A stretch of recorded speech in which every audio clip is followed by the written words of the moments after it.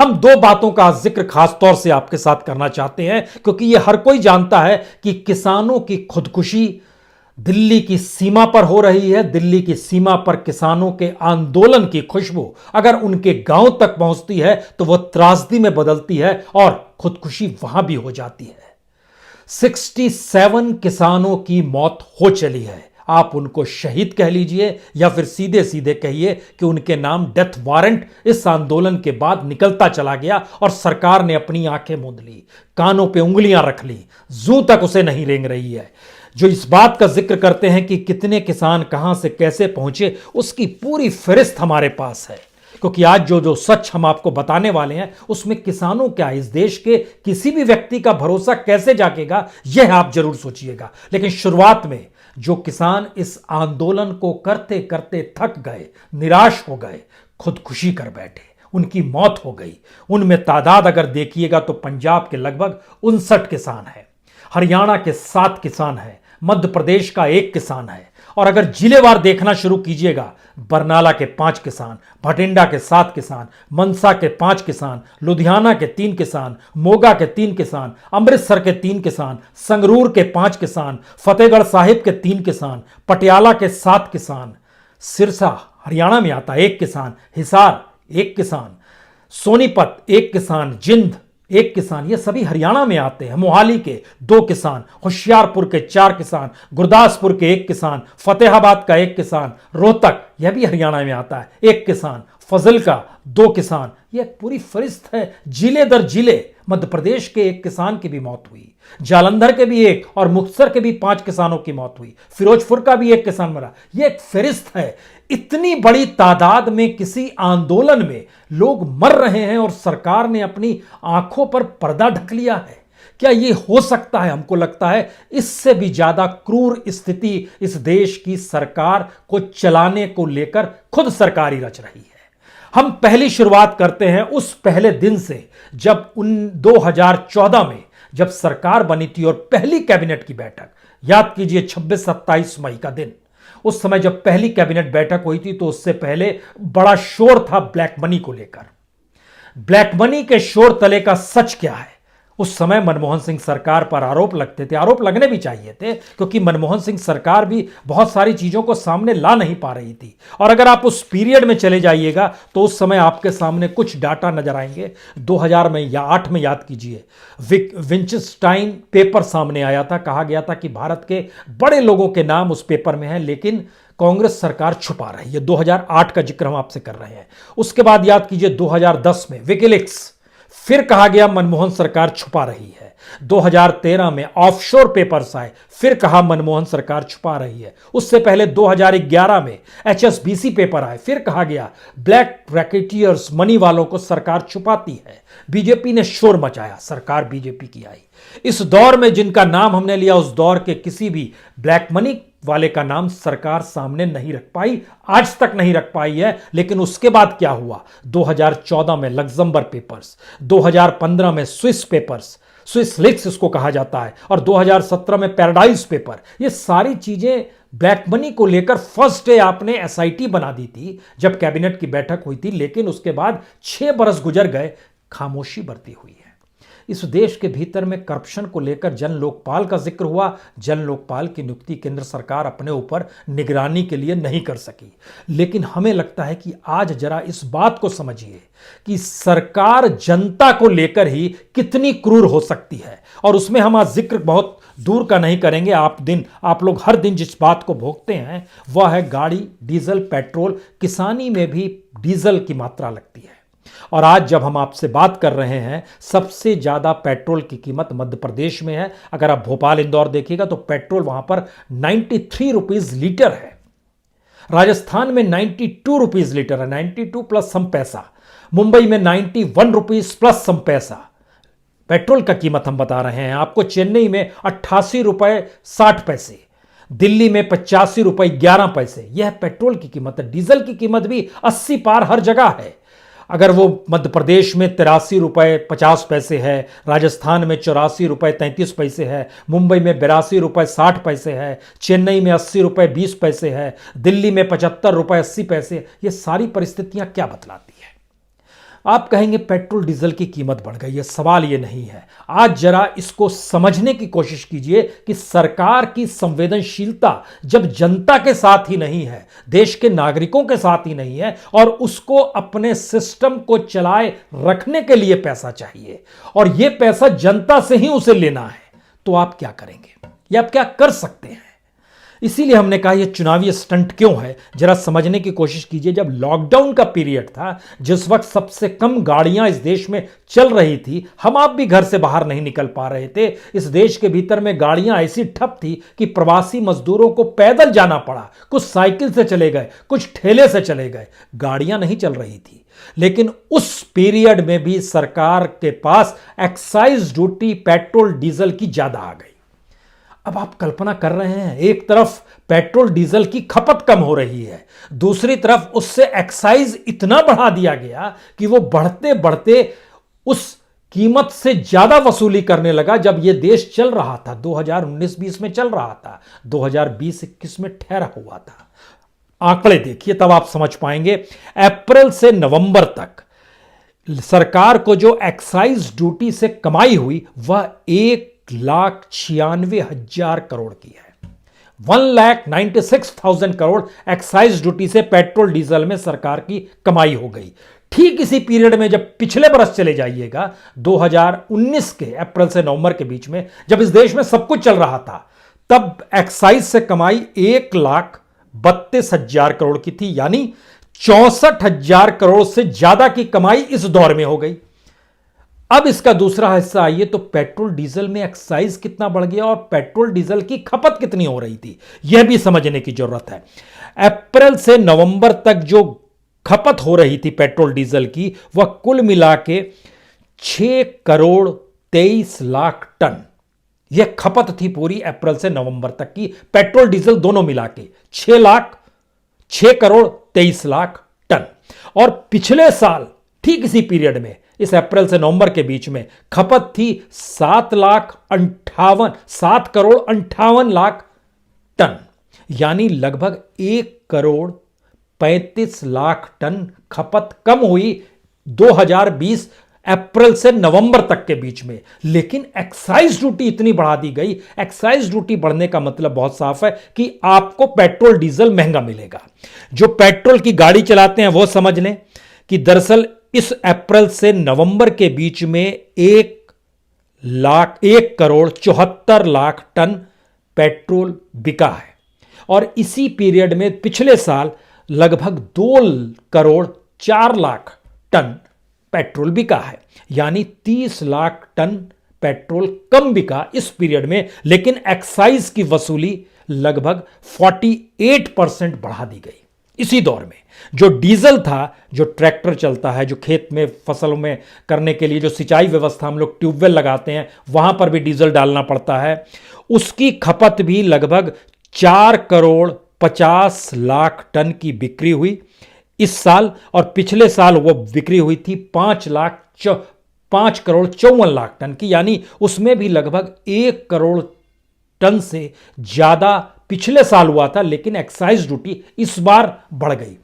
यहीं से यह सवाल पैदा होता है कि जब अंतर्राष्ट्रीय बाजार में पेट्रोल डीजल यानी कच्चे तेल की कीमत कम थी, आपको सस्ते में मिल रहा था, इस देश के भीतर में उसी पीरियड में लोगों को 2 जून की रोटी की मारामारी थी, इसी पीरियड में लोगों की नौकरियां जा रही थी, और उसी पीरियड में आप पेट्रोल डीजल पर एक्साइज बढ़ाते चले जा रहे थे। और बढ़ाते बढ़ाते कितना बढ़ाते चले गए, हमको लगता है यह भी जानना चाहिए, क्योंकि जब यह सरकार, सोचिए 2014 में जब आई थी, जब मनमोहन सिंह सरकार थी, उस समय पेट्रोल पर एक्साइज लिया जाता था 9 रुपए 48 पैसे प्रति लीटर, और आज जब हम आपसे बात कर रहे हैं तो एक्साइज लिया जाता है 9 रुपए 48 पैसे से बढ़ते बढ़ते ये हो गया है 32 रुपए 98 पैसे। डीजल पे तब लिया जाता था 3.5 रुपया एक्साइज, जो सरकार के पास आता था 2014, 2020 में, 2021 में। आज जब हम आपसे बात कर रहे हैं, ये 3 रुपए 56 पैसे से बढ़ते बढ़ते 31 रुपए 83 पैसे तक चला गया। यानी इतनी बड़ी तेजी से अगर एक्साइज ड्यूटी बढ़ी, तो क्या इतनी तेजी से लोगों की कमाई भी बढ़ी? क्या इतनी तेजी से इस देश में रोजगार मिल रहे थे?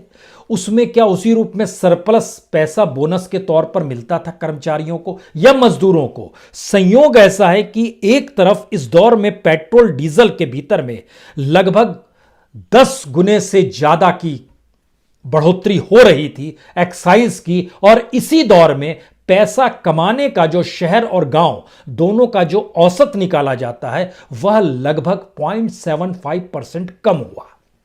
ओवरऑल नौकरी करोड़ों में गई एक अलग है, जो कमा भी रहे थे उनका भी कम हो गया। 0.75% ये ओवरऑल औसत है, यानी पैसा कम मिल रहा है और 10 गुना ज्यादा पेट्रोल डीजल पे एक्साइज वसूला जा रहा है। कमोवेश यही स्थिति आज की तारीख में आप सीमेंट खरीदने जाइए, सरिया यानी लोहा लेने जाइए, यानी कोई भी चीज अगर आप लेंगे तो आप उस बाजार को अगर पिछले साल से ही एनालिसिस कीजिएगा तो इसका मतलब क्या है कि अगर 10-10 गुना चीजें बढ़ गई है तो क्या यह लूट मची हुई है? और ये लूट क्या उस करप्शन को बढ़ाती है जिसमें सिर्फ सरकार को पैसा दे पाने की स्थिति में जो शख्स होगा वो कितना भी कमा ले? यह एक सवाल है, और इस सवाल के अक्स तले इसलिए चीजें महत्वपूर्ण हैं क्योंकि सरकार पॉलिटिकल स्टंट इसलिए करती है, जैसे ही चुनाव आता है वो पेट्रोल डीजल की एक्साइज कम कर देती है, जैसे ही चुनाव पार होता है एक्साइज बढ़ा देती है। जब सरकार अपने इकोनॉमिक सिस्टम को धराशायी कर देती है तो उसे पैसा चाहिए होता है, तो वो एक्साइज की वसूली करना शुरू करती है, और इस पूरे प्रोसेस में आप देखिएगा इन्फ्लेशन यानी महंगाई दर 10% पार कर जाती है। ये कौन सा आंकड़ा है जिसमें आपको जनता की तरफ ही ध्यान ही नहीं देना है? ये एक ऐसी परिस्थिति है, अगर इसके भी भीतर जाएं, 2014-15 में एक्साइज से कलेक्शन जो थी वह 99,000 करोड़ की थी, लेकिन 2016-17 आते आते सरकार ने महसूस कर लिया, जिस वक्त अंतर्राष्ट्रीय बाजार में सबसे 2014-15 में लगभग $98 बैरल कच्चा तेल मिल रहा था। 98 डॉलर बैरल कच्चा तेल, और 16-17 में ये आते आते लगभग 50-54 तक आया, और उस समय कमाई सरकार ने एक्साइज बढ़ाई और 2,42,000 करोड़ एक्साइज से कमा लिए, जो एक हाईएस्ट था।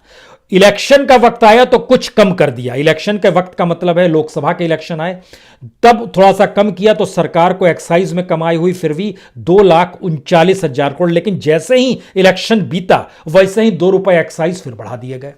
यानी सब कुछ चुनाव के लिए हो रहा है। अभी तक हम लोग जिक्र करते थे कि प्रधानमंत्री इस देश में चुनाव प्रचार कितना करते हैं, और जब उसका औसत निकाला गया तो पता चला हर तीसरे दिन सरकार के मंत्री छोड़ दीजिए, सिर्फ प्रधानमंत्री को लीजिए, हर तीसरे दिन वह चुनावी प्रचार पर है, रैली पर है। इतनी ज्यादा रैलियां इस चुनाव के वक्त में प्रधानमंत्री यानी उनके जरिए ही चुनाव जीता जा रहा है, तो पॉलिसी इस देश में कुछ नहीं रहेगी क्या? क्योंकि जब हम आपसे इस बात का जिक्र करते हैं कि किस रूप में हर चीज चुनावी स्टंट में तब्दील हो गया या बोलना भी फर्जी स्थितियों में तब्दील हो गया, उसका असर यह है कि इस देश के भीतर में आज की तारीख में जो पिछला बजट रखा गया था उसका कोई भी टारगेट किसी भी स्तर पे पूरा नहीं हो सका। डिसइन्वेस्टमेंट का जिक्र हमने आपसे कई बार किया कि वह 2,10,000 करोड़ का टारगेट था, लेकिन संयोग से वह सिर्फ 18% ही सरकार पूरा कर पाई है। यह स्थिति सरकार की है, लगभग 34,000 करोड़ रुपया से ज्यादा वो कर नहीं पा रही है डिसइन्वेस्टमेंट, वह भी उनको भी भुगतान नहीं हुआ है, उसमें भुगतान सिर्फ 18,000 करोड़ का हुआ है। यह सरकार की स्थिति है, बताती है 34,000, भुगतान सरकार के पास सिर्फ 18,000 करोड़ का है। टारगेट था 2,10,000 करोड़। अब इसका असर क्या पड़ा है पूरे देश के भीतर में? जब इकोनॉमी सिकुड़ती चली गई, जैसे इनकम टैक्स था वो 12% नीचे चला गया, और 12% नीचे जाने का मतलब यह हो गया कि सरकार को जो कमाई होनी थी लगभग उसमें 2,35,000 करोड़ रुपया कम हो गया झटके में। कॉर्पोरेट टैक्स था ये लगभग 35% नीचे चला गया। एक तो आपने माफ कर दिया था लगभग 1,40,000 करोड़ रुपए 2019 में, इसके बाद इस बार जब कॉर्पोरेट टैक्स अभी तक जो कलेक्शन हो रहा है उसकी जानकारी आई कि लगभग 1,85,000 करोड़ रुपए उसमें भी नहीं आ पाए, यानी वह भी कम हो गया है। अब सवाल यह है कि जो अनुमानित था लगभग 16 लाख करोड़ का, 16,35,000 करोड़ का, और सरकार के पास आया है अप्रैल से नवंबर के बीच में सिर्फ 6,88,000 करोड़, यानी 45% नीचे है। तो अगले 4 महीने में यानी दिसंबर, जनवरी, फरवरी, मार्च, इस 4 महीने में क्या 10 लाख करोड़ संभव है? और जो डाटा, कच्चा डाटा आया है दिसंबर और जनवरी का जो आ रहा है, वो ये बताने के लिए काफ़ी है कि सरकार जो 16 लाख करोड़ का टारगेट लेकर चल रही थी, उसमें 10 लाख करोड़ भी छू ले तो बड़ी बात है। अगर ये स्थिति है तो सरकार चलेगी कैसे? सरकार पैसे से चलती है, थोड़ा इसको साफ हो जाइए, हमेशा इसको अपने जहन में रखिए। ये सरकार पैसे से चलती है। संसद चलाना है तो पैसा वहां पर लगेगा, सुप्रीम कोर्ट को चलाना है उसका भी एक बजट है, वह भी पैसा देना पड़ेगा, सीबीआई को चलाना है तो उसका भी पैसा है, रेड मारने फ्री ऑफ कॉस्ट नहीं जाते हैं, गाड़ियां जाती हैं, ईंधन खर्च होता है, बड़ा सा महल जैसा सरीखा बिल्डिंग में काम चल रहा है, वहां 5 सितारा सुविधाएं होती है, हर चीज पैसे से चलती है। किसानों से बातचीत भी जो हो रही है वह भी विज्ञान भवन में, उसके लिए भी पैसा चाहिए। बिजली बिल नहीं चुकाएंगे तो वहां भी बिजली ऑफ हो जाएगी, पानी नहीं पहुंचेगा, भोजन नहीं पहुंचेगा, मंत्री जी क्या करेंगे? तो लुटियंस की दिल्ली का जो अपना बजट एनडीएमसी का है वह पूरी दिल्ली पर भारी पड़ जाता है। मुश्किल यह भी है। इसका मतलब है सब कुछ पैसे से चल रहा है, और पैसा आएगा कहां से? तो अपने ही नागरिकों से कोई संवेदनशीलता रहेगी, कोई सरोकार रहेंगे तब ना सोचेंगे। लेकिन यहां संवेदनशीलता और सरोकार अपनी गद्दी से है और अपनी सरकार को चलाते हुए दिखाने से है, और उसको दिखाने के दौर में जो प्रचार तंत्र है उस पर कुछ खर्च करने से है। वो खर्च पहले की सरकारों की तुलना में ज्यादा करेगी। यह स्थिति बड़ी साफ तौर पर है। अब जब इन परिस्थितियों का आप सामना करते हैं, इसमें तो अब कुछ नई चीजें भी जुड़ गई है। जैसे हमने कहा, राष्ट्रवाद जो है वह भी चुनावी स्टंट है क्या? क्योंकि पिछले दिनों एक पत्रकार का जो चैट सामने आया उसमें बालाकोट का जिक्र था, कुपवाड़ा का जिक्र था, और जिस तरीके से इस देश में सारी संवेदनशीलता को मोनेटाइज कर दिया गया, सारे वक्तव्यों को मोनेटाइज कर दिया जा रहा है कि हर चीज पैसा है, हर चीज मुनाफा है, हर चीज चुनावी जीत है, हर चीज राजनीतिक सत्ता पाने की जद्दोजहद है। तो फिर इसमें किसी एक आम व्यक्ति, आम जनता, आम नागरिक की क्या हैसियत? और जब किसी की हैसियत नहीं, तो अगर हम नाम पढ़ना शुरू करें तो इन नामों से आपको क्या मतलब मिलेगा? जो किसानों के नाम हम पढ़ेंगे। लेकिन उससे पहले एक बात और समझिए, यह अपने तरीके की बीजेपी की भी अनूठी सरकार है। बीजेपी के जो अपने नेता थे, चाहे वो श्यामा प्रसाद मुखर्जी क्यों ना हो, जो अपने तौर पर जिक्र किया करते थे एक देश में 2 विधान, 2 प्रधान, 2 निशान नहीं चलेंगे, वो कश्मीर का जिक्र किए थे। उस कश्मीर की भी आर्थिक सामाजिक हालत डामाडोल कर दी गई। जिस मानवीयता का जिक्र था और जो दीनदयाल उपाध्याय जी कहते थे अंत्योदय कार्यक्रम, उस समाज के आखिरी व्यक्ति की स्थिति इस तरह लाचारी और भूखमरी में तब्दील कर दिया गया कि वर्ल्ड बैंक और डब्ल्यूएचओ और स्वास्थ्य संगठन सब ने कहा भारत में भूखमरी की स्थिति सबसे विकट हो रही है। सबके आंकड़े बतलाते हैं। तो आप ये कैसी सरकार चला रहे हैं जहां आपकी रईसी ठीक है और आखिरी व्यक्ति, जिसके लिए आप ही के अपने विचारक दीनदयाल उपाध्याय जी अंत्योदय का जिक्र करते थे, और आप अंत्योदय के नाम पर दुनिया भर के प्रोग्राम चलाते हैं, उस पर भी आपको जब भरोसा नहीं हो पा रहा है तो फिर किसान आप पे भरोसा कैसे कर लेगा? ये एक बड़ी दूर की गोटी है। और इस प्रक्रिया में जब आप देखते हैं, ध्यान दीजिए, इस देश के भीतर में देश का विकास पूरा फ्रॉड परिभाषा पे खड़ा कर दिया जा रहा है। जो मानवीयता और सरोकार है वो तो खत्म ही हो गई। जो सांस्कृतिक मूल्यों की रक्षा, चाहे वो हिंदू राष्ट्र की परिकल्पना या फिर राम का ही जिक्र कर लीजिए, मर्यादा पुरुषोत्तम राम का जिक्र कर लीजिए, उस एस्पेक्ट में भी अगर समझना शुरू कीजिएगा तो फिर लुटियंस की दिल्ली में और राजनीतिक सत्ता उसे अपने पैरों तले कुचलते हुए चलती है। अब आप क्या करेंगे? लेकिन प्रचार तत्व को डेवलप करके बताती है कि हम तो इस रूप में राममय हो गए हैं, हम तो इस रूप में हिंदू राष्ट्र। ये सारा पूरा मामला फ्रॉड का है। और अगर यह स्थिति इस देश के भीतर में आ चली है तो फिर किसानों में हम अगर नाम लें और बोले कि इन्होंने खुदकुशी कर ली, इनकी मौत हो गई, इन्होंने चिट्ठी लिखी और कहा कि उनको भरोसा है किसी दिन तो सरकार जाग जाएगी, तो सरकार कैसे जागेगी?